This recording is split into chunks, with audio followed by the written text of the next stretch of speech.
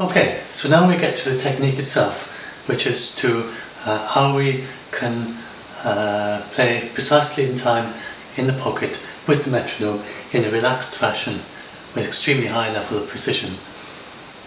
And we're going to approach this slowly, bit by bit. There's like a first technique that gets you part of the way there. There's another one that gets a little bit closer, another one that finally gets you to where we're aiming for. So, so the basic thing that gets us started is really quite a simple idea. So the basic idea is that you need to get used and comfortable first with playing ahead and behind the beat before you then can very easily play exactly on the beat. So you play the beat like that, and so now I'm going to play it behind every click, like that, and a good way behind. And you're not trying to be precise here. You're just getting comfortable.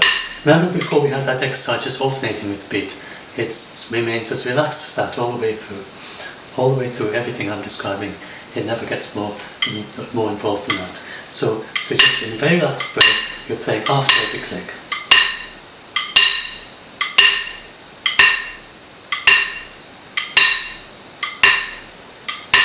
And here it's really good to use percussion. Another reason good to have a drumstick, because it's a very relaxing thing, lifting it up. In fact, at some point, as you lift it up, depending on the speed, you might even be in free fall when you're doing that. It's very relaxed.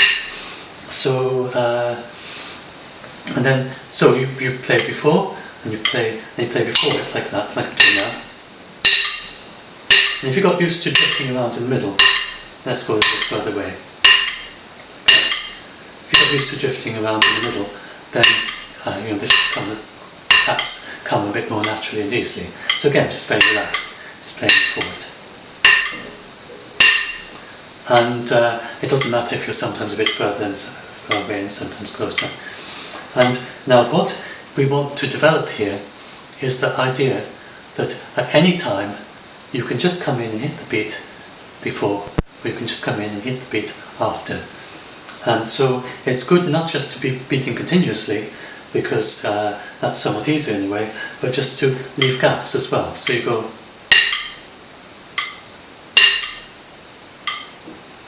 but of course I was playing before the beat there, and the same after.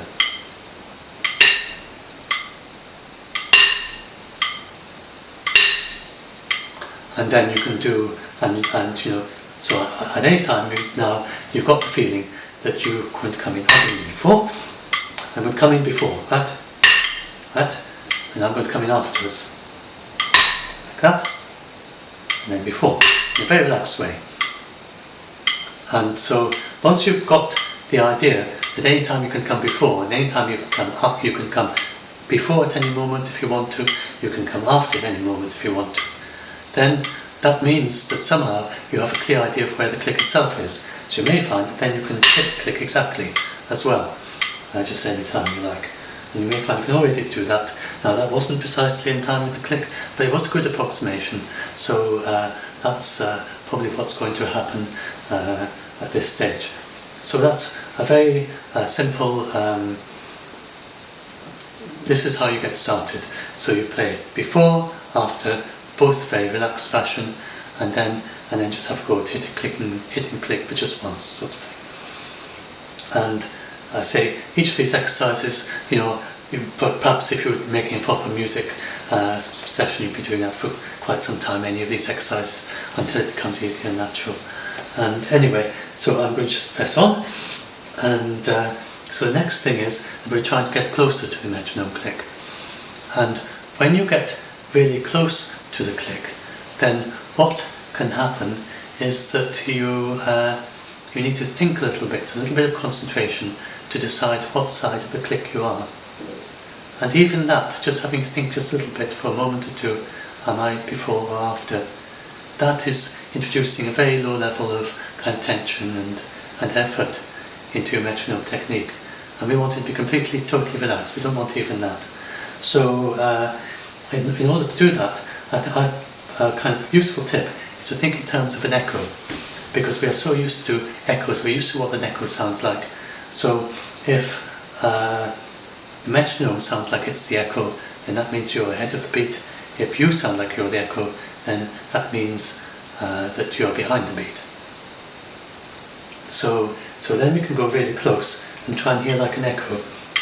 As close as you can go comfortably, while still hearing whether it's which side you are, and hear it as an echo. So like that. So I'm the echo, right? So I'm the echo, so that means that the metronome click is before me, I'm behind the beat. And now to the other side.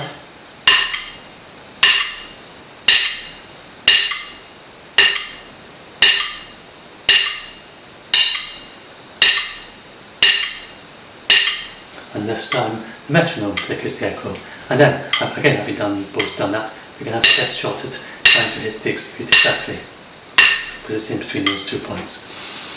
So that's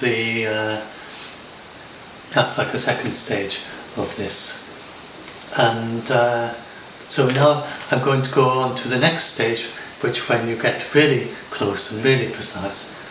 But before that, I just want to say a little bit about the tools we're using. So, and I think actually keeping this very, very close, I'm keeping this very, very short YouTube video, so I'll talk about that later. So I'll just give you another exercise to do, and then we'll leave that for now, and then I'll go on to what I'm about to say in the next video segment. So this is an exercise I want to give you, and this, you may find it quite difficult to start with, we may find it easy, so just see how it goes, and if you find it difficult, then you can just go back to drifting around in the middle. But if you try it for some time to time, you'll eventually get it. So the idea is that is to play slightly faster or slower than the metronome click. So now if I go a bit slower than the metronome click, and you gradually drift later on in the beat. Let's see, like that. Eventually end in the middle, and you approach it from the other side. And you might hit the beat from the other side. So you're gradually drifting through the beat by playing a bit slower than the metronome until you hit the metronome click again 1 beat later. And I don't know how many beats that was, but if it was, say, 8 beats on the polyrhythm, and I was behind, wasn't I, so I was probably doing one less, so it was 7, then I was actually playing a 7 over 8 polyrhythm with the metronome, or whatever the numbers were. And you can also do faster the other way, so you're playing faster than the metronome click. So that drifting back and forth, and that's doing 2 things. That's helping you to get used to playing right from the beginning, not just playing on the click. We also want to be very comfortable playing anywhere in the beat. And it's also helping you to develop some independence, so that you're doing your own steady rhythm you're playing a steady tempo at a different tempo from the metronome at the same time. So and it's a very nice, easy, relaxing thing to do. You just let yourself gradually drift through the beat, if you find that easy to do. And if you don't find that easy to do, not to worry, you can just try it from time to time.